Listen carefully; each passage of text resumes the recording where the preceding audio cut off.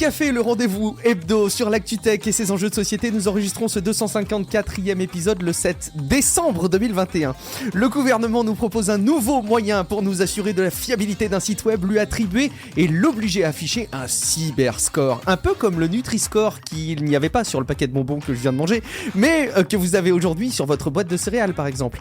Alors si techcafé.fr ne sera probablement pas contraint à afficher son cyberscore, qui aura évidemment été A, c'est sûr, quelle note aurait été attribuée à Facebook? Quelle note on aura peut-être pour un Facebook? On se posera la question ensemble. Et puis, autre sujet, les braquages de crypto-monnaies s'enchaînent ces derniers temps. À la clé, l'équivalent de centaines de millions de dollars de valorisation en crypto-monnaies qui partent dans la nature. On va mentionner aussi ces fermes de cartes SIM. C'est des services qui vous proposent de générer des numéros et recevoir des SMS, on verra ça ensemble. Et puis on va parler aussi de l'actu de la modération sur les réseaux sociaux avec des mesures intéressantes, bien que jamais suffisantes forcément, notamment côté Twitch. Le travail de la lanceuse d'alerte Frances Huygens, dont on avait déjà parlé et qui continue au Congrès américain, de quelques errements de Microsoft, on va dire ça comme ça, pour Windows. Comme dans chaque épisode, on aura notre petite section jeux vidéo. Je suis Guillaume Vendée, podcasteur technophile enthousiaste, et pour être sûr de passer un des meilleurs moments qui soit, je retrouve celui qui est à l'actu tech, ce que les doudounes, les écharpes, les cache-coups et les gants sont au froid de l'hiver. Auteur du livre Machine de jeu, c'est Guillaume Poggiaspala. Salut Guillaume, comment vas-tu? Exactement ce que sont les pandas Waipik au bonbon Haribo, n'est-ce pas? Ah, tu me dénonces, c'est pas beau. Oui, le paquet de bonbons qui est là, vous irez regarder, c'est les pandas Waipik. Je pense qu'en aspect, j'ai jamais vu de bonbons aussi chimiques, comme je disais à Guillaume avant qu'on enregistre. Et pourtant, ils sont promis sans mince. Sans arôme artificiel. Sans arôme artificiel, voilà. Mais bon, j'ai du mal à le croire. Bref, merci beaucoup à Benoît33 qui a déposé un avis sur Apple Podcast. Il nous dit: c'est toujours un vrai plaisir de découvrir un nouvel épisode, et ça depuis un bon moment déjà. Bravo les amis, merci à toi notre ami. Et d'ailleurs, si l'émission vous plaît, vous le savez maintenant, si jamais on vous divertit, on vous donne un moment de sourire, mais on vous donne aussi les clés de lecture de l'information. On vous invite à retirer la pub, vous abonner sur Patreon dans sa version privée du podcast, en vous rendant sur patreon.com/techcafé. Et puis, bien évidemment, vous garantissez ainsi le fait que le podcast vous sera disponible très très très longtemps. Patreon.com/techcafé. Merci d'ailleurs à Matt Free, Quentin Le Bihan, Lotus Punk, Patrick is not the crypto champion I pretended him to be. Alors je pense que c'est le pseudo le plus long qu'on a jamais vu dans l'histoire de notre soutien sur Patreon. Et je crois qu'il y a peut-être un message caché à Patrick Béja. Je sais que cette personne soutient aussi le rendez-vous tech de Patrick Béja. Lotera et Quack, vous êtes incroyables. Merci beaucoup. Surveillez surtout votre messagerie sur Patreon, parce que vous le savez, si vous soutenez la page Patreon de Tech Café pendant le mois de décembre, je reverse à chaque soutien 30 € à l'association de votre choix. Alors du coup, c'est en train de me revenir un peu cher cette histoire, mais bon, ça fait plaisir. Continuez, et ce sera évidemment avec grand plaisir qu'il y aura ces dons à des associations qui vous sont chères. Et si jamais vous n'avez pas d'asso en tête, j'ai des suggestions pour vous en plus. Allez, sans autre forme de procès, on va donc parler de ce Nutri-Score porté à la sauce Internet. Guillaume, c'est la nouvelle proposition de nos politiques qui voudraient nous aider à y voir clair pour savoir si le site sur lequel on surfe actuellement est dangereux ou pas. Très simple, une note de A à E. Finalement, sur le papier, Guillaume, ça a l'air très simple. C'est une bonne idée, ça, non ? Ouais, écoute, oui, pour l'instant, c'est encore un projet de loi qu'on surnomme donc le cyberscore. Et il devrait obliger les services de communication publique en ligne, je cite, à subir un audit de sécurité régulièrement de l'ANSSI, donc l'Agence nationale de la sécurité des systèmes informatiques, ce qui leur vaudrait un score qui vraisemblablement prendra la même forme que le Nutri-Score sur ta boîte de cassoulet, quoi, donc un truc barème simple de A à E, A, B, C, D, E, quoi. Bon, il y a encore pas mal d'inconnus. Déjà, service de communication publique. Ne parlons pas le juriste administratif dialectal. Je suis pas tout à fait sûr de qui ça parle. Est-ce que c'est Google ou simplement Skype, Facebook ou juste WhatsApp? Bon. Après, les critères sont pas encore connus, et même si on sait que l'endroit où sont stockées les données devrait être pris en compte, il va falloir que les ministres du numérique et de la consommation se mettent d'accord avec la CNIL aussi. Donc voilà. Pourtant, la proposition de loi est déjà adoptée, au moins en première lecture, par le Sénat et l'Assemblée nationale. Alors, c'est pas fini, hein. Au mieux, la loi rentrera en vigueur en 2023. Donc difficile pour le moment de se faire vraiment une opinion quand même sur cette loi, même si elle part d'un bon sentiment évidemment. Après, il faudra voir le barème et puis quelles seront concrètement les différences entre A et B, entre B et C, etc. quoi. Hein. Je suis sûr que ça va d'ailleurs poser autant de questions et de doutes que le vrai Nutri-Score, parce que je sais pas si tu fais gaffe à ça quand tu fais tes courses. Moi, j'avoue que j'y fais pas trop gaffe. J'avais été surpris une fois de voir que des frites surgelées étaient notées A, et en fait, j'avais compris que selon les manières dont était calculé le Nutri-Score, en fait, on disait que c'était de la pomme de terre congelée, donc bon, A, c'était plutôt bien. C'est surprenant parfois les résultats qu'on a. Oui. Non mais moi j'y fais pas vraiment pas du tout attention même parce que je mange naturellement très bien. Oh bravo. Bien sûr. Et mon sens inné de la diététique, n'est-ce pas, a été troublé en plus par quelques exemples qui m'ont quand même interpellé parce que moi aussi j'ai vu des trucs bizarres comme ce paquet de cacahuètes grillées salées noté B. Ou cet exemple que j'ai personnellement en ce moment même dans mon placard. Hein. C'est un paquet de chips, noté C. T'as été faire les fonds de placard pour l'épisode, c'est génial. Exactement, hein, mais j'ai trouvé. Donc je trouve mon paquet de chips, il est noté C. Alors moi je trouve que c'est plutôt indulgent pour un truc qui est à la fois trop gras, trop salé et trop calorique. Mais bon. Et qui nourrit pas en plus. Et si, ça nourrit, il m'a fait bon. Oh non, les chips ça nourrit pas. Tu pourras pas me dire que tu te nourris de chips, c'est pas bien. Ah bah si, il y a des calories, t'inquiète. Mais bon, juste à côté du paquet de chips, qu'est-ce que j'ai un pot d'olive verte. Et il est aussi noté C, pareil que les chips. Mais les olives, c'est pas un fruit. Puis ils sont pas fourrés, rien. Hein. C'est juste, dans leur liquide amniotique standard. Bon, c'est sans doute très salé, ok, mais enfin, quand même, c'est vraiment aussi nocif de manger un pot d'olive verte qu'un paquet de chips, sérieux. Bon, je suppose qu'il y a une explication rationnelle à tout ça, mais il y a un risque de ce genre de doute ou de complexité quand même, qui va être exactement pareil pour le cyberscore. Puis je parle pas des lobbies aussi, comme celui du Roquefort d'ailleurs, par exemple, qui s'est outré que leurs produits sont notés E, comme le dernier soda venu. Hein. Bon, je suppose que c'est mieux que rien du tout, évidemment, hein, d'avoir un cyberscore. De temps en temps, d'ailleurs, on pourra toujours s'autoriser un petit craquage, tu vois, sur un site comme Wish, par exemple, peut-être, tu vois. On ira avec la conscience que c'est pas bien, qu'il faut pas éviter, tu vois, il faut éviter d'y laisser trop d'infos, mais du coup, ça sera transgressif aussi, comme une sorte de Mars en plein milieu de ton régime crétois. C'est dur ces histoires de notation parce que comme tu le dis, ça vient d'un bon sentiment et on a toujours envie d'aider des personnes qui n'ont pas forcément les connaissances poussées sur un truc, de leur donner des clés de lecture simples, mais à être simple, ça en devient probablement simpliste et il y a de quoi se poser des questions. Je pense que tout est dans ce que tu disais tout à l'heure, à savoir tout dépend de ce qui fait qu'on est A, B, C, D ou E, si c'est bien les critères qui sont retenus effectivement. Mais quelque part, ça me fait penser aussi aux notations qui sont faites pour des services en ligne. Alors évidemment, c'est noté par les utilisateurs, c'est noté par les clients, mais de 1 à 5 étoiles. Et souvent, d'ailleurs, c'est assez punitif. Quand t'as pas 4 ou 5 étoiles, c'est que vraiment, en général, t'es pas bon. Bon, on verra comment ce sera décidé, appliqué, mis en œuvre, et surtout s'il y a les sites qui l'appliquent, parce que j'ai quand même du mal à, je sais pas, m'imaginer un Netflix qui mettrait son cyberscore sur la page d'accueil, tu vois. Bon. Ouais, mais c'est plus bon, je veux dire, c'est vrai que tu mets E sur ton site, il est E. Ouais, c'est ça. Tu l'affiches en gros, en plus, t'en es fier. Ouais, bon. Mon site est une passoire de sécurité. Venez déposer vos infos personnelles. En même temps, zone téléchargement, en même temps, d'avis, c'est E, mais c'est pas ça qui. Bref. Il y aura sans doute des critères, hein, en nombre d'utilisateurs, etc. Bon, bref, tout ça est évidemment de l'intention, adopté en première lecture et on vous donnera les détails quand on en aura. Tu mentionnais Wish, oui, Wish est un petit peu dans le feu de l'actualité en ce moment parce que il y a eu des décisions de faire déréférencer Wish, donc ça veut dire le retirer des résultats de recherche organiques sur les moteurs de recherche, sur Google par exemple, et aussi sur les magasins d'applications mobiles. Guillaume, on peut que se féliciter enfin que ce service qui nous envoie des produits qui sont pas fiables du tout ne soit quand même pas trop mis en avant, enfin, non? Bah écoute, moi, je vais le dire tout de suite, hein, moi j'ai jamais acheté de ma vie quoi que ce soit sur Wish, parce que je suis pas fou, hein, et que voilà, j'ai pas de temps ni d'argent à perdre, parce que même si j'ai pas d'expérience personnelle de Wish, c'est vrai qu'il y a quand même des centaines d'avis qui traînent sur internet, et des centaines, voire des milliers de vidéos YouTube, qui me suffisent largement pour éviter Wish comme la peste le reste de ma vie. Et bon, c'est vrai que la DGCCRF, donc la Direction Générale de la Concurrence, de la Consommation et de la Répression des Fraudes, on comprend pourquoi ils ont un acronyme, a ordonné de dégager Wish des App Store, de déréférencer au motif que cet énorme souk fait de la publicité mensongère, vend des produits non conformes et potentiellement dangereux. 90% des appareils électriques passés en revue ont été considérés comme dangereux. Et les rabais montrés sur le site sont à mourir de rire. La différence entre les photos et les articles sont parfois notables. Là aussi, il y a des vidéos YouTube, effectivement, de quoi vous tapez des bonnes barres de rire. Et la cerise sur le gâteau, c'est que la politique de retrait et de rappel de Wish est inefficace, parce que les objets finissent par réapparaître, le cas échéant sous un autre nom, hein, donc un service après-vente, voilà. Et donc, quelle incroyable surprise, quelle révélation fracassante et inattendue, j'en reviens pas. Wish non plus d'ailleurs, hein, puisqu'il veut contre-attaquer. Il serait victime d'un agenda politique instrumentalisé, le pauvre petit. Alors c'est vrai qu'on a le droit de s'étonner de l'action de la DGCCRF, hein. On peut franchement s'étonner qu'elle se réveille qu'en 2021, parce que je rappelle que 60 millions de consommateurs avaient fustigé le site en 2018 déjà, exactement pour les mêmes raisons. YouTube déborde donc littéralement d'exemples d'arnaque Wish, je pense même que c'est un genre à part entière, hein. Je sais pas, il y a peut-être une catégorie Wish dans YouTube. Alors ok, c'est sûr, n'importe qui peut choisir un très mauvais exemple et le mettre sur YouTube, ça fait effet loupe, hein, je suis d'accord.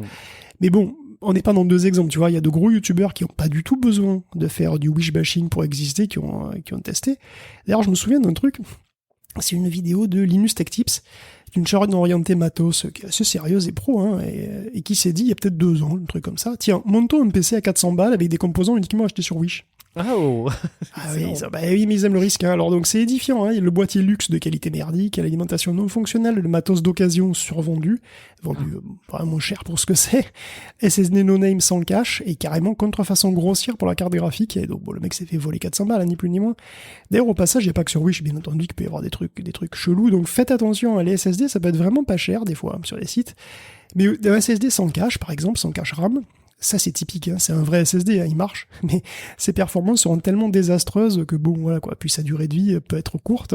J'en ai fait moi-même l'expérience, hein, un SSD à un prix vraiment très attractif. Ben, il m'a eu, voilà, et puis il a duré littéralement 24 heures. Ah, ok, d'accord, on n'en est pas sur 24 mois, etc. 24 non, heures. Non, vraiment, ça a été rapide. Donc, au-delà des appareils technologiques, ça peut être contrefait aussi. Et c'est pas si dur en fait, hein. Il suffit d'avoir un packaging qui ressemble et de se faire passer pour ce qu'on n'est pas au niveau du driver dans Windows. Donc une clé Kingston peut être en fait un truc en carton qui va marcher, mais mettre 10 minutes à te copier un gigaoctet. Donc de fait, elle va fonctionner, mais en fait, elle sera quasiment inutilisable, tu vas jamais utiliser ça, tu vois. Et Linus, il avait commandé une GeForce 1060, et quand il a déballé, oh mais quelle ne fut pas sa surprise. Sur Wish, il est suicidaire. Bah en plus, il a dû la payer 40 ou 50 balles, donc si tu veux, c'est l'affaire, tu vois. Mais quelle ne fut pas sa surprise de voir au cul de la carte une prise VGA, un truc qui se fait plus depuis, je sais pas, 2010 au moins. Bon, pourtant, Windows lui disait bien que c'était une 1060, hein. C'est pour ça qu'il faut vous méfier, hein. La carte était en fait une 260, une 460, un truc comme ça, mais le BIOS a été flashé pour faire apparaître une 1060. Et bon, voilà, enfin, c'est déjà plus sophistiqué que les iPhone 12 Pro à 40 balles que tu peux trouver sur Wish, et qui sont évidemment des Android bas de gamme avec des launchers stylés iOS, hein. Voilà, bon, enfin, en tout cas... Vaguement stylé, ouais. Voilà, c'est vraiment pour vous dire, il faut se méfier, et bon, moi, ça, j'ai jamais testé moi-même, mais ça me suffit. Mais ça marche quand même parce que c'est pas cher. Ça me flingue un peu d'ailleurs, hein. En fait. Tu vois ce qu'on disait sur le fait d'avoir des produits durables, tu sais, des appareils qui tiennent un bon moment, qu'on peut réparer, upgrader, tout ça, qu'on garde longtemps pour limiter les déchets. Ben, la philosophie Wish, en fait, c'est l'opposé total. C'est des trucs de qualité pourrie qui durent 3 semaines, mais c'est pas grave parce que c'est pas cher. Ben si, c'est grave, hein, parce que voilà, c'est cette résignation à la culture du jetable, en fait, c'est grave, en fait. Tu vois, un jour, j'étais en rade, moi aussi, hein, j'ai acheté un parapluie à 5 balles. Il a cassé la 2e utilisation, mais c'est pas grave. C'est que 5 balles. Mais si, c'est grave. Parce que c'est pas juste 5 balles. C'est du plastique, c'est du pétrole, c'est des usines, c'est des camions, c'est des bateaux, c'est des conteneurs par milliers, c'est une quantité d'énergie démesurée pour un truc qui est, à 2 usages près, un déchet. Donc on a trouvé le moyen le plus dispendieux imaginable pour produire des poubelles. Et sur des sites comme Wish, vous faites pas des bonnes affaires, il n'y a pas de miracle. Je veux dire, un truc vendu 5 balles avec un prix barré à 50, c'est un truc que que le vendeur a dû acheter 2 ou 3 euros. C'est ça le business model de base, hein, de ce qu'on trouve sur Wish. Donc, et puis, bon, est-ce que tu fais des économies, t'achètes pas cher? C'est vrai, encore que. Faut se méfier, hein, frais d'envoi, frais de douane, bon. Mais de toute façon, ça dure pas, donc, tu dois racheter à part derrière, hein, tu vois. Donc voilà, je sais que j'aurais dû faire mes devoirs, hein. Effectivement, évoquer la nature de Wish, discuter s'il était un simple hébergeur ou s'il était plus que ça, expliquer plus en détail les arguments de la DGCCRF et les contre-arguments de Wish, tout ça au lieu de raconter ma life, hein, effectivement. Mais vous savez quoi, je m'en fous. En vrai, je suis honnête avec vous, les magasins comme Wish et d'autres, hein, parce qu'attends, on parle de Wish là, mais il n'y a pas que lui, hein, on peut trouver du n'importe quoi sur Amazon, sur Alibaba, j'en passe, c'est des meilleurs. Hein. Sur ces plateformes de vente, en fait, tout ça, ça me fait le même effet, tu vois, ça me déprime. Parce que le slogan Wish, c'est acheter en s'amusant. Tu te rends compte ? On n'est pas trop dans c'est vrai, c'est leur slogan. Je savais pas ça. C'est acheter en s'amusant. Oui, le slogan officiel, oui, c'était et c'est sans doute encore acheter en s'amusant. On n'est pas trop dans la consommation responsable, hein, il me semble. Tu vois, donc voilà, dépense ton argent dans des trucs bas de gamme, c'est fun, tu t'en serviras pas, ça marchera à moitié, mais c'est pas grave, c'est pas cher, viens t'amuser. Mais non, en fait, moi, ça me flingue, en fait, ça m'attriste profondément. Ouais, c'est achat fait en s'amusant, effectivement. Je savais pas du tout que c'était ça leur accroche. Moi, je m'attardais un petit peu aussi sur la décision de déréférencer le service. Alors, entendons-nous bien, j'ai pas de solution parfaite et je pense que quand on veut intervenir vis-à-vis de ce type de service, bah, il n'y a pas d'action idéale finalement. Mais le déréférencement des apps mobiles, le déréférencement obligatoire sur les moteurs de recherche, quand il est appliqué, je sais pas encore s'il est effectif sur Google notamment, je sais qu'ils ont mis un petit peu de temps, ou que c'est peut-être pas encore fait, j'en sais rien, mais je me dis qu'il y a quelque part un petit peu d'hypocrisie. C'est pas, encore une fois, j'ai pas de meilleure solution, mais finalement quel est l'effet induit par le fait de déréférencer Wish, et vraiment c'est une vraie question, je me rends pas compte. Est-ce que le fait vraiment, je me pose la question. Tu vois, une énorme part des visites sur Wish, c'est la pub sur les réseaux sociaux. Et je suis pas certain que le déréférencement empêche aujourd'hui Wish d'acheter de la publicité sur les réseaux sociaux qui t'emmènent sur Wish. Et qu'au lieu que ça t'emmène sur l'app, ça t'emmène sur le site. Finalement, quel est le problème ? Non, je pense que... Toi, tu penses qu'il y a une grosse notoriété naturelle de départ ? C'est intéressant. Enfin, moi, je pense que... Alors déjà, effectivement, si tu fais wish.com, tu y vas toujours, il n'y a pas de souci. Oui, c'est pas, ils n'ont pas coupé le site, c'est pas possible. Ouais. Et enfin, si, il y aurait pu le bloquer niveau DNS. Oui, et puis après, il y a la possibilité de prendre d'autres DNS ou un VPN. Bref, c'est une panacée non plus. Mais de toute façon, bloquer un site, c'est extrêmement compliqué, on le sait très bien. Cela dit, pour faire baisser son trafic, le couper de Google, oui, c'est une bonne... Alors, j'ai plus les chiffres en tête, mais une grosse partie, je sais pas si c'est pas 20 ou 30%, mais il faudra vraiment que je le modifie. Là, vraiment, il faudra vraiment que je vérifie quelque chose, ça, sérieusement. Mais il y a vraiment une partie significative des visites Wish qui se font via Google. Ça, c'est clair et net. Même si, bien sûr, tu as raison, il y a aussi la pub sur les réseaux sociaux et compagnie. Ça, c'est une grosse partie. Mais oui, ça fait, à mon avis, très mal de virer les apps et de virer Google, parce qu'à mon avis, c'est à eux deux. Oui, c'est une partie significative. Je sais pas si c'est pas peut-être la moitié, ou enfin, faudrait regarder, mais je pense vraiment que significatif, ça fait vraiment très mal. D'ailleurs, la réaction de Wish prouve qu'à mon avis, au-delà du déficit d'image, ça doit leur faire quand même très mal. Parce que si vraiment tu vas aller sur Wish, je pense que ça reste pas très compliqué. Après, par contre, il y a un truc qui est positif. Oui. Mais je veux dire, même la personne qui est pas au courant et qui cherche Wish dans Google comme il le faisait avant, il va avoir... Là, pour le coup, je me disais aussi que ça pouvait avoir un effet quelque part vertueux. C'est que tout ce qui remonte, c'est les articles d'actualité qui montrent que, et justement, ils sont déréférencés pour les raisons que tu as évoquées. Donc, quelque part, ça peut aussi jouer la valeur pédagogie, pourquoi pas. Cela dit, je me disais, même si c'est pas une solution parfaite, je vois C-Hub, par exemple, qui est un site qui met à disposition des études auprès de tout le monde en accès gratuit et inaccessible avec les DNS qu'on peut trouver en France. Enfin, il faut changer ces DNS, en gros, ou utiliser un VPN, comme on venait de le dire.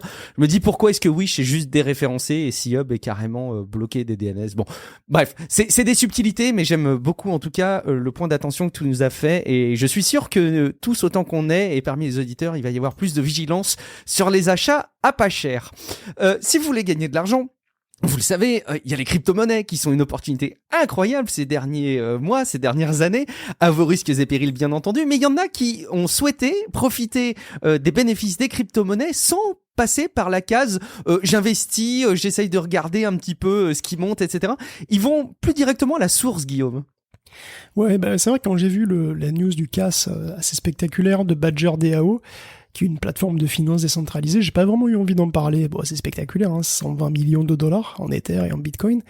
Enfin bon, ça a l'air d'avoir été une faille de sécurité sur l'interface utilisateur du site, c'est le truc qui arrive régulièrement, même au meilleur. Mais bon, l'actu est têtue, et j'ai vu après celui de Bitmark à 196 millions, celui de MonoX à 31 millions. Je me suis rendu compte qu'en fait, on avait aussi parlé de Poly Networks, le hack à 600 millions de dollars qui s'est finalement bien terminé, mais quand même. Et cette année, en fait, des crypto-casses, c'est-à-dire des casses de crypto-sites, il y en a eu plus de 16, avec des montants à chaque fois de plusieurs dizaines de millions de dollars. Il y a eu Liquid, 94, EasyFi, 81, Uranium, 50, Cream Finance, hacké 3 fois, avec 130, plus 37, plus 29, soit 296 millions en tout, V-Finance, 35, etc., j'en passe plein. Donc, bien logiquement, les plateformes de finance décentralisée deviennent un super terrain de jeu pour hackers, parce que la finance décentralisée, ça permet d'aller plus vite, de supprimer les intermédiaires, et pour les hackers aussi. Donc, au lieu d'attaquer quelques gros sites de banque qui sont souvent très sécurisés, dont les transferts de fonds sont ultra surveillés, tout ça, non, là, ils ont une multitude de startups, dont le cyberscore n'est manifestement pas A, Voilà, et un petit phishing réussi et sur un employé, et hop, c'est fini. Et militaire qu'on envoie à la lessiveuse, et après dans la poche. C'est vachement plus rentable. Si on inclut tous les cas répertoriés par Katalin Klipanou et qu'on rajoute le dernier en date que je connaisse de Bitmart, on arrive à un petit milliard de dollars cette année, quand même. Donc, autant dire que la sécurisation de la DeFi va être un défi. Oh, c'est beau. Défi de Decentralized Finance, bien entendu. Vous l'aviez relevé, bien sûr. Donc voilà, parmi tous ces cas, le plus intéressant est quand même peut-être celui de Monox, donc Mono X, avec un grand X. Enfin, c'est le seul. Pas un gel douche. Non, il est pas au Monox, c'est ça. C'est le seul, à ma connaissance, qui implique un bug de smart contract. Parce que bon, il n'y a pas juste l'infrastructure de la plateforme à sécuriser. C'est ça qui est aussi intéressant, c'est que les smart contracts sont des logiciels, en fait. Et en tant que tels, eux aussi peuvent avoir des failles. Donc chez Monox, ils gèrent des tokens qu'ils appellent les monos. Donc ouais, comme la colonie de vacances. Mais ces monos-là, ils sont utilisés comme intermédiaires pour faire du trading sur des paniers de crypto. Enfin, c'est ce que j'ai compris. Voilà. Bon, évidemment, les produits de finance décentralisés vont devenir de plus en plus imbitables. Puis moi qui suis passionné de produits financiers complexes, vous me connaissez, je sens que ce genre de rubrique va très vite me donner des maux de tête. Ah oui. Donc, mais bon, bref, le cours du mono est ajusté à la volée lors d'un trade, quoi. C'est-à-dire qu'en gros, les monos qui sortent et qui rentrent sont ajustés. Donc celui qui est envoyé baisse, celui qui sort monte. Mais c'est pas censé être le même token, par contre. Sinon tu peux faire une boucle. Et voilà, celui qui sort rentre aussi, donc tu peux faire exploser son cours avant de conclure la transaction. Et d'ailleurs, rien dans le code du smart contract utilisé par Monox ne l'interdisait. Donc c'est une faille qui a été utilisée pour récolter 31 millions de dollars quand même. Génial. Et donc on voit apparaître une nouvelle source d'emploi pour les ingénieurs en sécurité informatique, l'audit de smart contracts et la recherche de méthodologies pour les rendre plus robustes en fait, de trucs un petit peu plus systématiques quoi. Donc le domaine de la sécurité informatique continue de s'étendre, voilà, et de se complexifier. D'ailleurs, c'est à tel point que travailler dans son coin, c'est plus que jamais hasardeux. Hein. La preuve ultime, c'est que même le MI6, le MI6 hein, anglais, demande de l'aide. Donc M, le boss du MI6, je rigole pas, il s'appelle Moore. Bon, voilà, je pense que les Anglais sont très à cheval sur les traditions. Donc M a parlé à l'International Institute for Strategic Studies, dans lequel il a mis en garde contre les cybermenaces, alors comme d'habitude iraniennes, russes, chinoises, voilà, et que face à la multiplicité et la diversité des menaces, le MI6 ne pouvait plus tout faire tout seul avec les outils maison. Parce que voilà, tout se sophistique, hein, l'IA est de plus en plus utilisée dans la cyberguerre, et c'est que le début. Il dit que dans les 10 prochaines années, on verra plus d'innovations technologiques que le siècle dernier. Donc peut-être une affirmation un petit peu hyperbolique, mais qui montre que l'agence prend les menaces technologiques futures et présentes et futures très au sérieux. Et donc le MI6 souhaite faire des partenariats avec des boîtes tech, d'autres agences parce que Q a beaucoup trop de boulot qu'il a fait un burn-out. Ce pauvre Q. Ouais, intéressant sur la démarche et la communication, en tout cas du MI6 là-dessus. C'est osé quelque part de dire ça et de l'affirmer aussi publiquement. En conclusion de cette rubrique, on va parler de ce que je mentionnais rapidement donc en intro, à savoir ces fermes de téléphones virtuels qui permettent, pourquoi pas, de créer à la volée plusieurs comptes ou plusieurs actions qui demandent justement habituellement une authentification via un SMS pour éviter qu'il y ait des actions massives. Tu t'es penché sur cet article, Guillaume. Oui, c'est marrant, parce que alors, c'est vrai que la double authentification, elle vend en poupe, hein, donc parfois elle est obligatoire, comme sur Google, et souvent, il s'agit de recevoir un SMS avec un code sur le téléphone pour rajouter une couche de sécurité lors de la connexion. Pas que, hein, il y a aussi les codes qui changent toutes les 15 secondes, là, ou toutes les 30 secondes sur une application gestionnaire de mot de passe. C'est pas forcément un SMS, quoi, parfois. Ah oui, d'accord, ça peut être, mais bon, là, en l'occurrence, on va parler de trucs envoyés par SMS, mais effectivement, ça peut être, double authentification, c'est qu'il y a deux moyens, deux modes, en fait. Donc, effectivement, il peut y avoir un SMS ou autre chose. Mais bon, c'est de plus en plus répandu aussi pour la création d'un compte, tu vois, où on t'envoie typiquement un SMS, hein, pour vérifier que, déjà que t'es bien humain, que t'habites bien dans le pays, etc. Donc c'est bien, mais finalement, c'est pas vraiment la panacée contre les faux comptes, et il y a un article très intéressant sur Vice sur le sujet. Donc admettons que pour une raison ou pour une autre, hein, tu veux créer plein de comptes anonymes sur une plateforme. Pourquoi pas ? Bon, souvent il te faut plein d'adresses email, mais ça c'est rarement un problème. Par contre, il faut aussi souvent des numéros de téléphone pour recevoir les codes de confirmation. Alors comment tu fais ?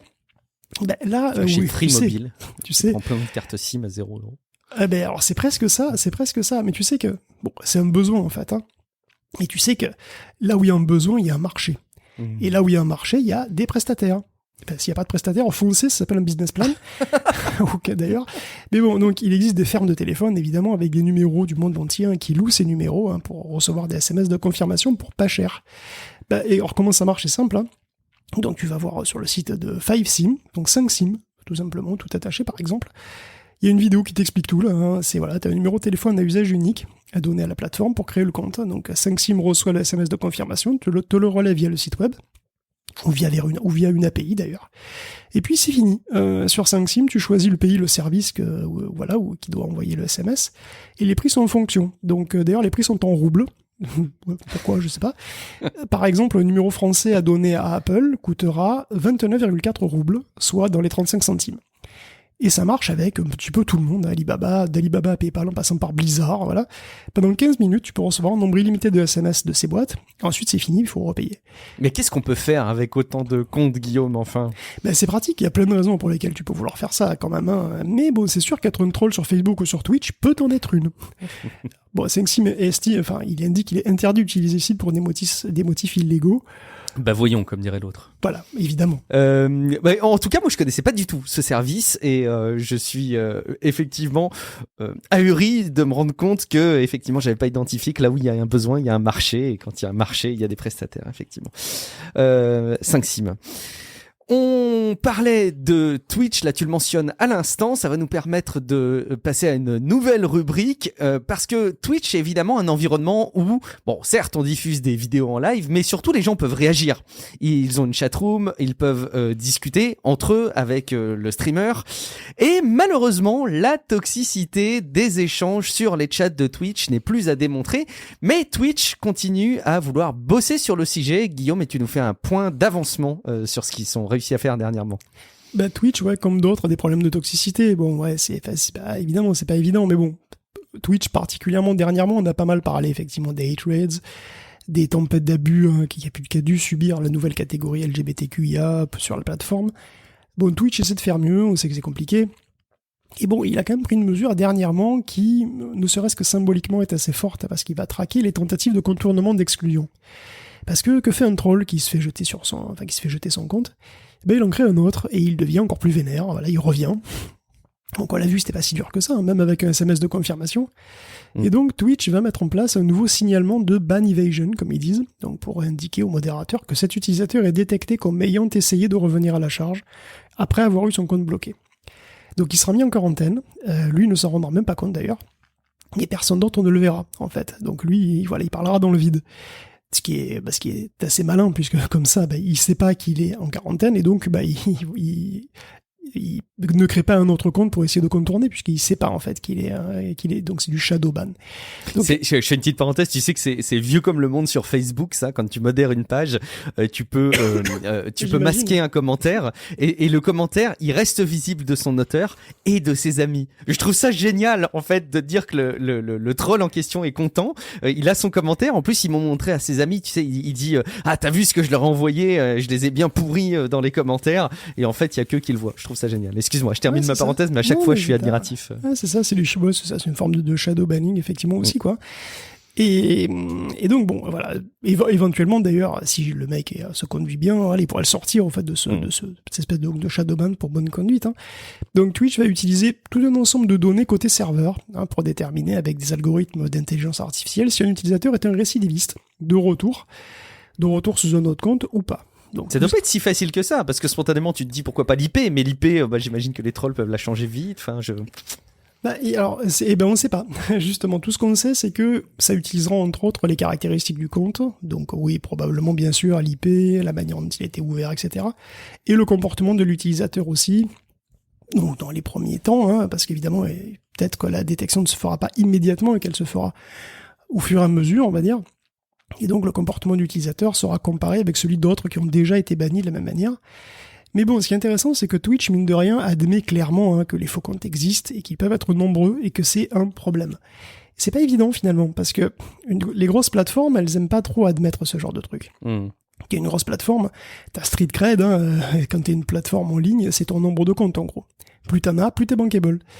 Et donc reconnaître qu'une proportion de ces comptes sont faux, enfin en tout cas qu'il ne représente pas plus d'utilisateurs. C'est vrai. Et c'est aussi avouer que tes chiffres d'engagement sont peut-être un petit peu plus optimistes, hein, c'est peut-être un peu optimiste, et ça c'est difficile dans le milieu, parce que évidemment, moins d'engagement, moins de motivation pour les annonceurs à faire de la pub et à te donner des sous-sous.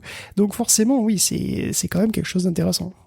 Ouais, ne serait-ce que la démarche, en fait, effectivement, de reconnaître qu'il y a un problème, même si c'est implicite, et puis c'est peut-être pas le truc qui saute aux yeux au premier abord, mais effectivement, c'est intéressant de voir qu'il le remarque. Je sais pas si Twitch, c'est vraiment une méconnaissance de ma part, je sais pas si Twitch communique régulièrement, d'ailleurs, sur son volume d'utilisateurs actifs mensuels, par exemple. Je sais que les réseaux sociaux, en général, communiquent sur ces volumes-là.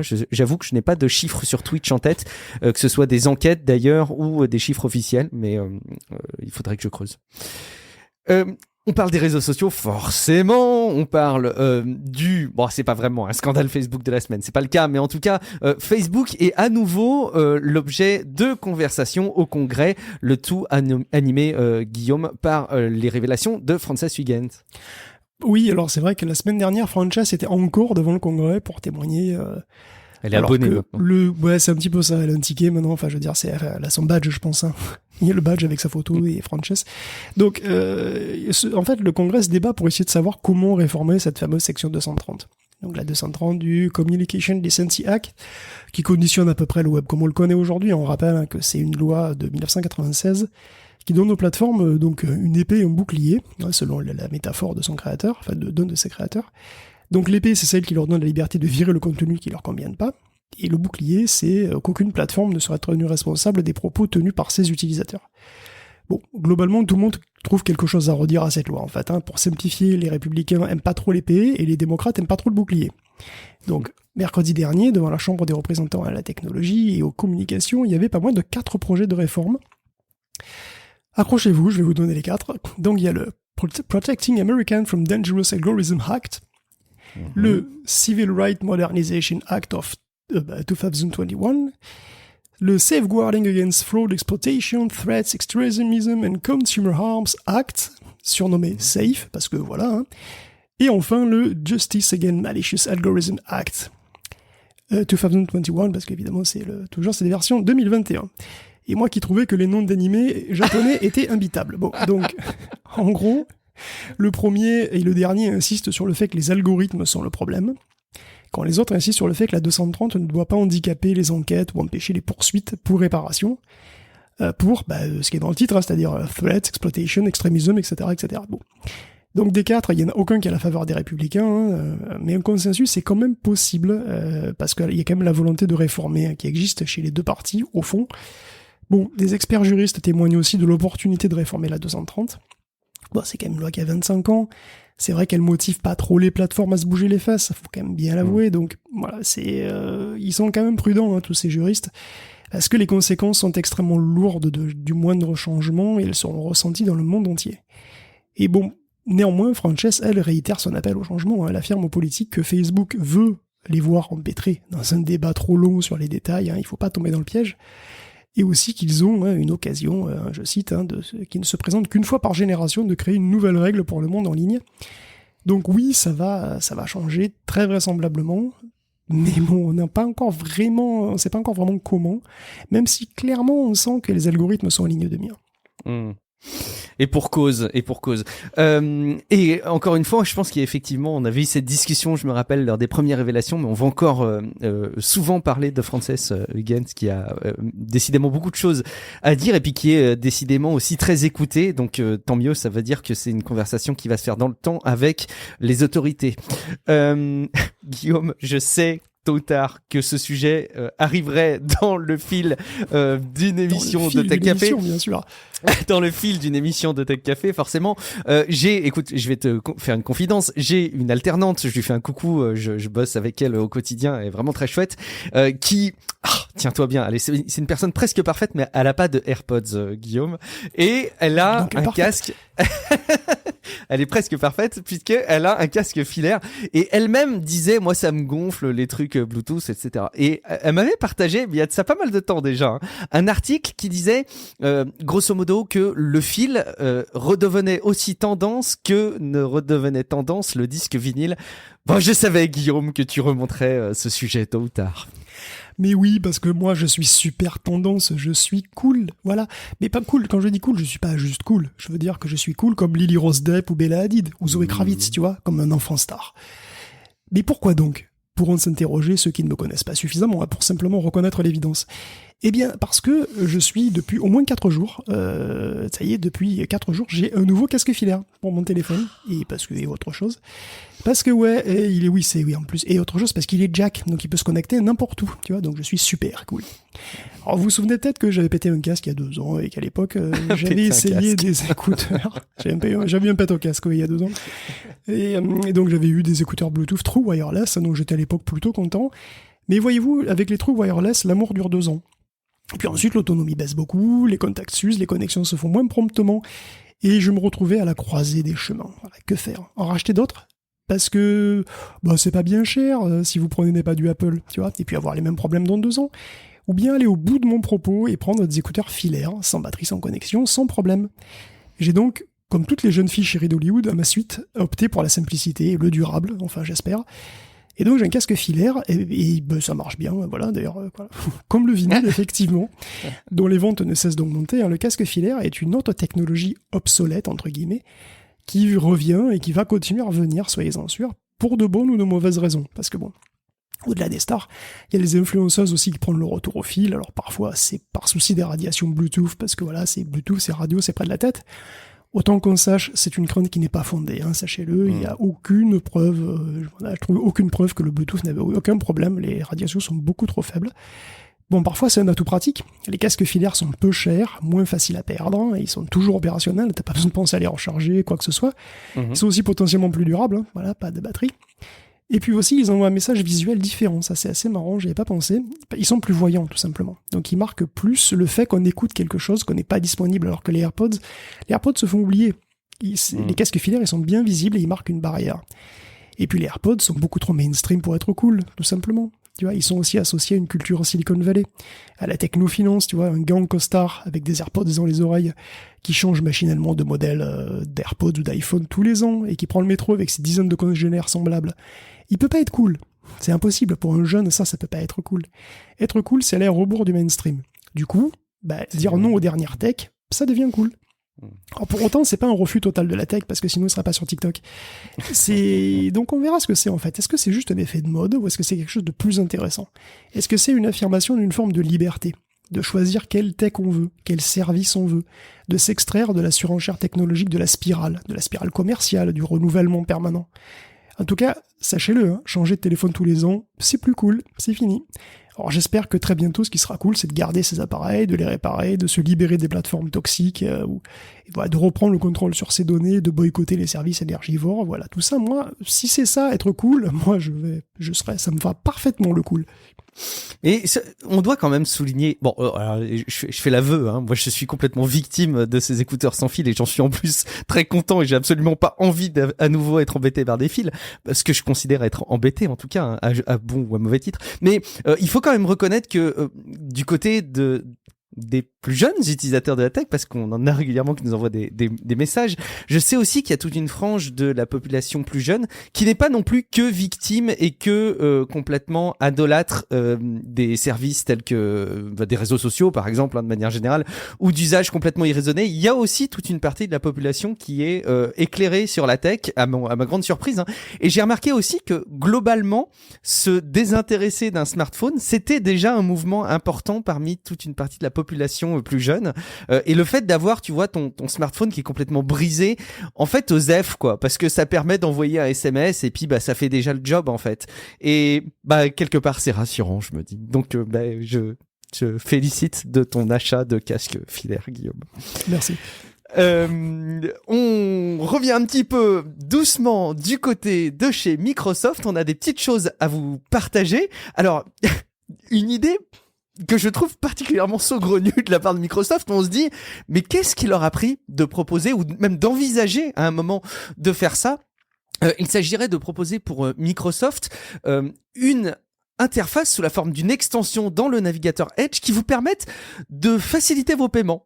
En gros, du crédit conso, sans que vous en rendiez forcément bien compte, Guillaume.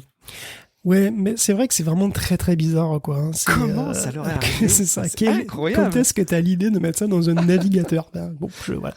Mais c'est vrai que Microsoft, à un moment, on se disait que Microsoft avait changé, tu vois, qu'il avait changé drôlement même, hein, parce qu'il aimait Linux. Voilà, il intégrait au cœur de Windows. C'était beau, hein, on s'était pris à rêver. C'est l'ère Windows 10. Mais oui, exactement. Puis après, il y a eu Windows 11, et puis ces derniers développements sur Edge.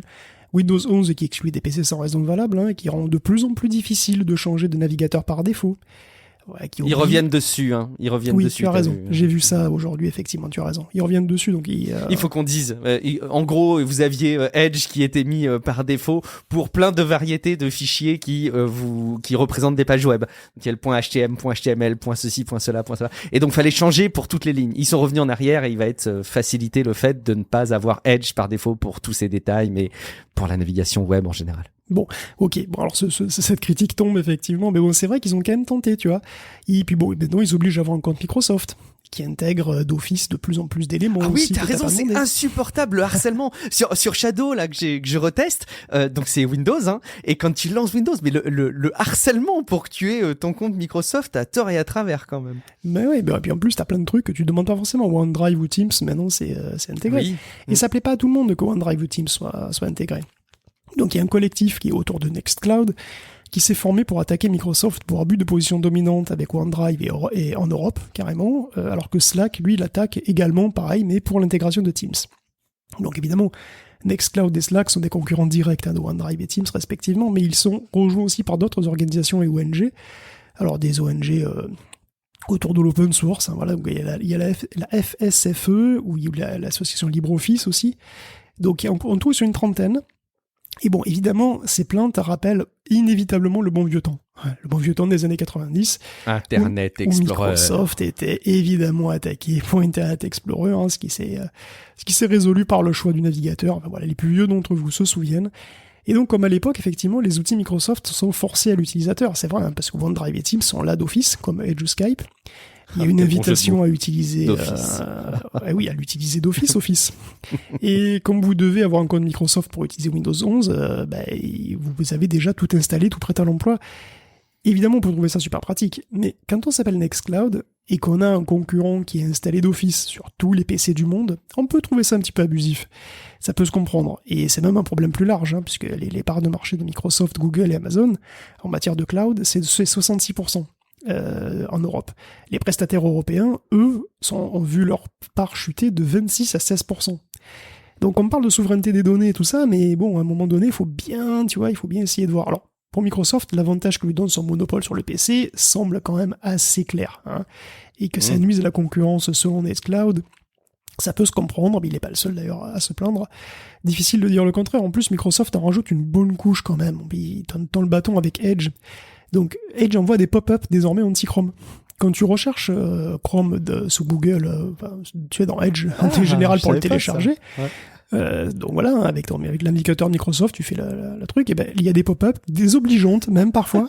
Vous pouvez le télécharger si vous voulez, hein, mais c'est mal. Mais tu sais que c'est exactement ça. Par exemple, Edge, c'est la même technologie que Chrome, mais avec la confiance Microsoft. Alors, sous-entendu, Google, bon. Ce navigateur est tellement de 2008. Edge, lui, il est nouveau, tu vois. Ou bien encore, Edge, le meilleur navigateur pour faire du shopping. Attends, c'est des vrais messages que t'as traduits, là, que tu veux complètement. Ah oui, non, mais ça, c'est des conneries. Non, c'est pas des conneries. Non, mais oui. Je devrais dire quand je dis pas des conneries, parce que des fois, on sait pas, mais... surtout avec ça, quoi. On se dit, ok. Et donc, voilà. Et c'est vrai que là, Microsoft a encore perdu une occasion de pas en faire des caisses, en tout cas, puisque du coup, en plus, avec le shopping, on touche justement au dernier scandale, au sein même des utilisateurs Edge, hein. C'est celui dont tu as parlé, celui de Zip. Donc Zip, c'est une application de facilité de paiement intégrée directement dans le navigateur. C'est pas une extension, hein, vraiment, hein, c'est dans le code du navigateur. Ce qui est une très mauvaise idée, parce que c'est quand même une fonction spécifique, il n'y a aucun rapport avec le cœur de métier d'un navigateur, qui va faire gonfler inutilement sa base de code, et qui va augmenter encore un peu plus sa surface d'attaque. Tout ça alors que personne n'a rien demandé. vraiment. Hein. Et donc il y a beaucoup d'utilisateurs qui déplorent que le navigateur comme ça parte dans tous les sens. Alors sans compter, parce que bon, en plus, tu dis c'est un crédit à la conso, absolument. Donc comment ça marche? Si tu payes en 4 fois sans frais, donc c'est un service de microcrédit, et c'est très rentable en fait, puisque c'est $1 par échéance. Donc chaque fois que tu payes une échéance, tu payes $1 de plus. Alors évidemment, ça c'est quel que soit le montant de l'emprunt. Donc ça veut dire que si tu t'empruntes $30, c'est $4 le montant de l'emprunt, donc ça fait pas mal en pourcentage, tu vois. Bon, évidemment, si tu payes $1000, ça va. Donc il vaut mieux l'utiliser pour des grosses sommes, ce truc, tu vois. Ou pas l'utiliser du tout. Ouais, je sais pas. En fait, je sais pas s'il est encore cool d'utiliser Edge, mais moi je sais que ce qui est cool, c'est d'utiliser Firefox. D'ailleurs, c'est même évident vu ses parts de marché. Hein, je le déplore d'ailleurs, mais Firefox a moins de 4% de parts de marché. Ça a baissé encore alors drastiquement. Mais c'est une catastrophe, c'est une catastrophe. Donc je vous le dis, si vous voulez être cool, utilisez Firefox, puisque le Firefox n'est pas mainstream. Ce qui est mainstream, c'est d'utiliser Chrome, ou Edge, ou Safari. Et pendant longtemps, t'as recommandé Opera. C'est donc dire à quel point tu... J'ai toujours été cool. T'as toujours été très très cool. Bon, merci beaucoup Guillaume. Mais je me demande toujours à chaque fois, qu'est-ce qui se passe, tu sais, au sein de Microsoft quand ils font leur développement. Il y a pas quelqu'un, tu sais, qui leur dit oh, les gars, c'est pas une bonne idée, ça faut pas le faire. Ça passera pas en plus. Parce que ce soit une mauvaise idée, c'est une chose, mais ils savent éperdument que c'est une mauvaise idée qui va être identifiée par les utilisateurs. C'est ça qui est déroutant. Moi, si tu veux, moi je trouve que c'est une mauvaise idée pour les arguments que j'ai donnés. Après, si tu veux, du point de vue de Microsoft, je suis sûr qu'il y a plein de gens qui pensent que c'est une super idée parce que c'est un service supplémentaire, c'est différenciant. En fait, il faut se différencier. Je veux dire, Edge, c'est la même chose que Chrome, au niveau du moteur, sous le capot. Donc il faut bien se différencier d'une manière ou d'une autre. Alors, il y a plein de manières de se différencier, et Edge se différencie déjà de plein de manières de Chrome. Mais si tu veux, il faut quelque chose qui marque aussi. Et je pense qu'il y a plein de gens qui se sont dit, on va mettre des facilités de paiement directement transparentes, intégrées au truc, personne d'autre le fait. Bon, après, personne d'autre le fait peut-être parce qu'il y a des raisons aussi, mais voilà, tu vois, je pense qu'il y a aussi cette idée d'essayer de se différencier, de se démarquer avec une fonction qui vraiment rendrait les gens accro à Edge, quoi, je suppose. Ouais. Ok, peut-être, pourquoi pas. On n'est pas dans les équipes de Microsoft en train de réfléchir à leur développement et on n'a pas forcément envie d'y être. On est bien à notre place, je dirais, derrière un micro pour vous parler de tech et vous parler un petit peu aussi de jeux vidéo. C'est la période de la petite rubrique jeux vidéo de chaque fin d'épisode de Tech Café. Guillaume, quelle est la carte graphique star du moment pour les jeux vidéo? Eh bien, il s'agit de la RTX 2060, bien sûr. Elle est cool, elle, encore. Elle est pas mainstream. Si, elle est mainstream, justement, mais le truc, c'est que il y a tellement rien. Il y a tellement rien à vendre, en fait, t'arrives à tellement à pas en trouver des cartes graphiques que pour soulager la pénurie, Nvidia est allé jusqu'à ressortir un nouveau modèle de RTX 2060. Alors, elle n'est pas complètement la même que celle qu'on avait en 2019, si je me plante pas, puisqu'elle a un tout petit peu plus de CUDA cœur, de cœur CUDA, elle en a 2176 au lieu de 1920, elle est cadencée légèrement plus haut et elle a 12 gigaoctets de RAM vidéo. Donc autant dire que ça ressemble plus à une 2060 Super qu'à une 2060 normale, et cette super carte graphique, vous allez pouvoir la trouver pour 350 balles, je crois, un truc comme ça. Enfin, en tous les cas, c'est une carte qui pourra faire plaisir si elle se trouve effectivement à ce prix-là, ce qui est peu probable étant donné qu'elle se trouve déjà sur certains revendeurs à 500 balles. Ah, d'accord, ok. C'est compliqué. À ce prix-là, ça aurait été une bonne préconisation pour jouer, Guillaume? Une 2060, c'est à 350, bien. Ouais. Non, une 2060, c'est bien. Après, attention, faut voir que j'ai trouvé un petit tableau là qui montrait les différents prix. Alors, les prix officiels de vente normaux et les street price, tu sais, les prix auxquels on les trouve vraiment dans la vie et l'évolution. Et ça fait pitié, ça fait vraiment du mal, quoi, parce que par exemple, une PlayStation 5 à ton avis, donc PlayStation 5 c'est 500 balles, oui. $500, voilà, $500. À quel prix est-ce que tu la trouves en novembre 2021? En moyenne. En occasion, tu veux dire. En moyenne. En moyenne, donc ça prend en compte les prix à 500, donc 9. Je sais pas, tiens, 700 €. Donc le street price de novembre d'une PlayStation 5 avec disque, c'est $870. C'est-à-dire une fois et demie. Xbox Series X, c'est une fois 1,72, $856. La RTX 3090, c'est une carte à 1500 balles. À combien est-ce que tu la trouves en vrai? Ah là, par contre, ça doit être monstrueux, encore plus. Je sais pas, 2500 peut-être. 2947. Oh, putain, ça Presque semble 2 fois déjà énorme. la valeur initiale. Moi, je serais un candidat Ça à fait un sacré budget PC quand même. Ah ben, hein, ce prix-là. normalement, il y a la 3060. La RTX 3060, c'est une carte à 330 €. 330 dollars. Donc 330 € probablement. Donc un truc, voilà, un bon milieu de gamme, mais déjà assez puissant, enfin qui personnellement d'ailleurs pourrait parfaitement me convenir. Sauf que le street price c'est 750 $. Ah, Enfin, ouais. vache. Et en moyenne, et ça a un petit peu baissé le pire. En mars 2021, c'était 828. Donc ça veut dire que c'est 2,28 fois le prix. Voilà, c'est le pire de tout. Je crois que la pire, c'est la AMD RX 6800, qui normalement devrait valoir 579 $ et qui se trouve à presque 1400 $ en moyenne. Soit presque 2 fois et demi le prix initial. Donc non, moi je change pas de carte graphique là, c'est pas possible. Et donc si les 2060 peuvent améliorer la situation, tant mieux, franchement, ça sera. Mais ça ce sera sera très sans doute agréable. pas à 350 $ qu'on la trouvera quand même, vraisemblablement. En tout cas, pas facilement, quoi. En tout cas, pour le moment, ça s'arrange pas des masses, quoi, malheureusement. C'est bien triste. Et la tristesse continue d'ailleurs parce que, à regret, il va falloir, on n'aura plus beaucoup d'espoir d'avoir des nouvelles vidéos, Guillaume, de compilation qui me font tellement rire pourtant de la trilogie GTA avec tous ces bugs. Ah, qu'est-ce que j'ai pu regarder des vidéos qui m'ont fait rire à ce sujet. De moins en moins. En fait, c'est vrai qu'on se rend compte à quel point. Il y en a un gros vivier déjà hein, qui reste, donc ça mais va. moi aussi, si tu te rends compte, tu apprends à l'aimer cette trilogie. Oui. Pas du tout pour les raisons qu'ils imaginaient, je pense, les créateurs, hein, mais t'apprends à l'aimer, en fait, cette trilogie, parce que c'est vrai que t'as des barres de rire à chaque fois que tu vois un gif animé issu du truc. C'est bon, voilà. Donc Le là, mec qui te confie une mission et discute avec toi, il s'écarte de quelques mètres, il se prend une bagnole. Ça me fait rire. il nous en faut peu. Non, et puis bon, il y avait un bug effectivement où CJ, le héros le héros d'un des épisodes, reste dans le champ. Quoi que tu fasses, en fait, sa gueule reste dans le champ. Donc tu continues à jouer, mais il a sa gueule reste dans le champ qui bouge de manière débile. Bon, il y a voilà. Donc alors évidemment, c'est forcément, ils vont quand même corriger une grosse partie des bugs. Donc GTA, on voit le premier patch qui va. Alors déjà, ça va résoudre le problème de la pluie, qui était complètement. C'était quoi le débile. problème de la pluie ? Je connaissais pas. La pluie avait des problèmes avec avec la transparence. Je crois il y avait des problèmes de transparence. En fait, la pluie, elle apparaissait pas partout. Bon, déjà, elle était dégueulasse. Elle était ultra moche. Et surtout, en plus, elle avait des problèmes de transparence ou de profondeur. Je sais plus. Enfin, c'était vraiment débile. Là, la pluie est un petit peu corrigée. Ils y corrigent aussi, apparemment, des fautes de frappe parce qu'il y en avait. Bon, pas fait gaffe, mais. Et oui, cette histoire de CJ qui face caméra, qui reste désespérément face caméra. Donc oui, ça y est, premier patch du GTA Trilogy, 20 chaînes YouTube fermes. C'est dommage. Oui, YouTube s'effondre du coup, forcément. Allez, une info que j'ai remarquée avec beaucoup d'intérêt, ou une info, je suis pas certain d'ailleurs qu'il faille présenter ça comme une info, parce que c'est pas une annonce officielle, mais il y aurait de bonnes raisons de penser que très activement Sony travaillerait sur un équivalent local pour PlayStation du Game Pass. Alors est-ce qu'on est en droit, Guillaume, d'espérer qu'en 2022, on aurait un service à la hauteur, toute proportion gardée, hein, du Game Pass?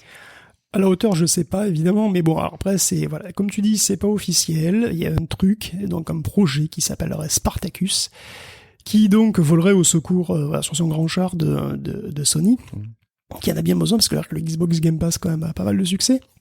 Donc ça. Et d'ailleurs, serait... les ventes, j'ai vu de Xbox Series S et X explosent ont battu les PS5, hein, si je dis pas de bêtises.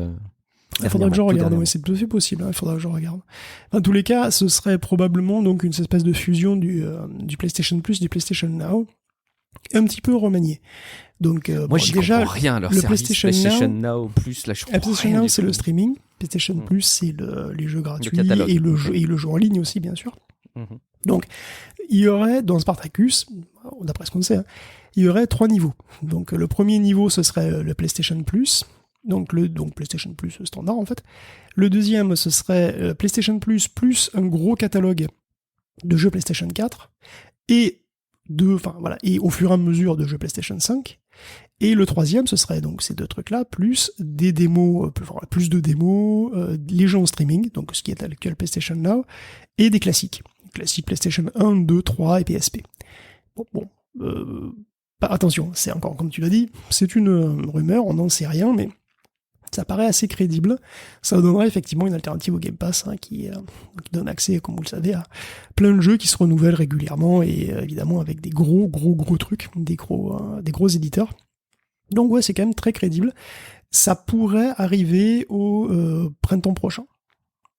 Ce qui est ambitieux en fait, parce que j'imagine que ça se met pas en place si simplement que ça, un tel service, mais probablement aussi qu'ils bossent dessus depuis un moment. Je retrouvais pendant ce temps mes petites données. Là, effectivement, c'est la dernière semaine de novembre. Les séries S et X de Xbox se sont mieux vendues que la PlayStation 5 à travers le monde.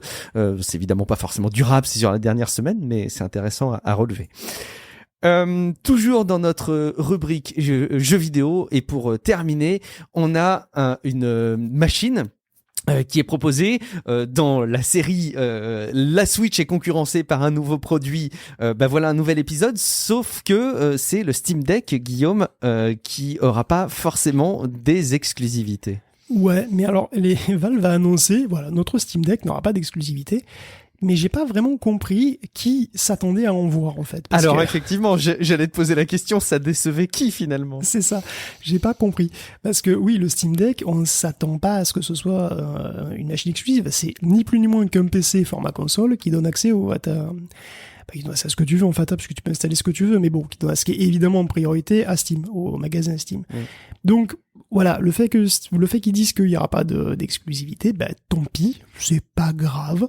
Déjà, de toute façon, vous pourrez jouer à des milliers de jeux littéralement, parce que la machine est vraiment puissante, en fait. Il y a quand même 16 Go de mémoire unifiée, et le GPU peut aller jusqu'à 8 Go de RAM vidéo quand même. Et donc c'est un truc qui, alors c'est pas aussi puissant qu'une Xbox Series X, mais c'est vraiment très bien. Ça fait tourner Cyberpunk 2077. Donc et pas en dégueulasse, en moyen, qu'un truc comme ça. Pour une console mobile, c'est quand même extraordinaire. Donc il y a eu quelques petites nouvelles informations. Par exemple, il y aura un limiteur de FPS global qui permettra de jouer un petit peu plus longtemps si vous décidez de jouer à 30 FPS au lieu de 60, tu vois, ou ce genre de truc. Donc il y a pas mal de... il y a des infos sur Proton. En tous les cas, c'est assez intéressant. Bon, je pense que le Steam Deck n'aura pas du tout besoin d'exclusivité. C'est une machine qu'on attend... que moi, j'attends vraiment pas mal de pied ferme. Le problème, c'est que... elle a encore été... non, pas par rapport à la dernière fois, mais en tout cas... Elle a été, je l'avais déjà dit, repoussée à 2022, et c'est vrai que avec ce que j'ai dit sur les pénuries de composants, j'espère qu'il y en aura plus de 12 à vendre en février 2022, quoi. Précommande, si tu veux faire partie des 10 Français qui auront un Steam Deck, peut-être, Guillaume, je te le souhaite en tout cas. Merci beaucoup pour toute la préparation de l'émission, Guillaume, forcément, et puis ces différentes chroniques qu'on a partagées ensemble. Avant de se quitter à la fin de cet épisode, je vous rappelle que vous pouvez profiter du chapitrage des épisodes. Si par exemple, le premier truc que vous voulez écouter dans Tech Café, avant tout le reste, c'est la petite rubrique jeux vidéo, avec le chapitrage, vous pourriez aller à cette dernière rubrique, et puis après, si vous avez le temps, vous écoutez tout ce qu'il y avait avant, pourquoi pas. C'est possible grâce au flux privé qui est dispo sur Patreon, patreon.com/techcafé. Donc allez jeter un coup d'œil, évidemment ça nous fera très très plaisir de vous voir nous rejoindre. Et puis vous avez jusqu'à la fin décembre pour me ruiner des bénéfices que j'avais fait en Dogecoin en début d'année pour donner 30 € à une association de votre choix. Si jamais vous vous inscrivez sur Patreon pour Tech Café, même pour un mois, ça marche, vous pouvez vous désabonner un mois après. Guillaume, est-ce que tu peux nous rappeler tout simplement où est-ce qu'on peut te retrouver si on veut te joindre à titre individuel? J'hésite parce que maintenant je suis un peu coincé, quoi. Maintenant que j'ai un casque filaire, il va falloir que je le mette sur TikTok. J'en rêve. Le jour où tu crées un compte TikTok, Guillaume, je pense que tu peux t'attendre d'avoir des centaines d'abonnés comme ça, d'un coup. Même si tu mets rien dessus, je pense. Tu serais tellement attendu. Forcément. Merci beaucoup Guillaume, je suis Guillaume Vendée, vous me retrouvez un peu partout là où quand vous tapez Guillaume Vendée il y a des résultats, c'est probablement moi, j'ai pas trouvé d'homonyme particulièrement visible et vous me retrouvez aussi de temps en temps, en ce moment en tout cas sur Twitch le dimanche soir, je joue à Inscription, c'est vraiment cool Inscription. Merci beaucoup de votre fidélité, merci d'avoir écouté cet épisode jusqu'au bout, on se retrouve très très très vite dans un prochain épisode de Tech Café, ciao à toutes et à tous. Ciao à tous.